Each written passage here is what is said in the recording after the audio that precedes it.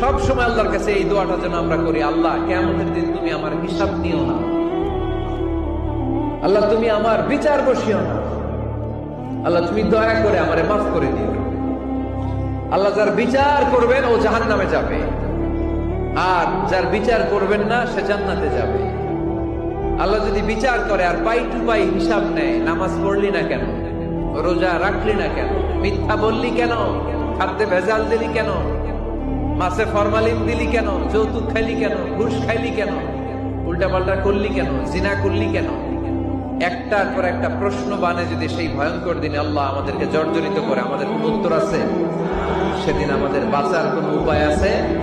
তাই আমরা সবাই আল্লাহর কাছে দোয়া করবো, আল্লাহ কোনো বিচার টিচার মানি না, কোনো বিচার করতে পারবো না, দয়া করবা। কথা কয় না? কি করবে? এবার আওয়াজ করে বলেন, বিচার চান না দয়া চান?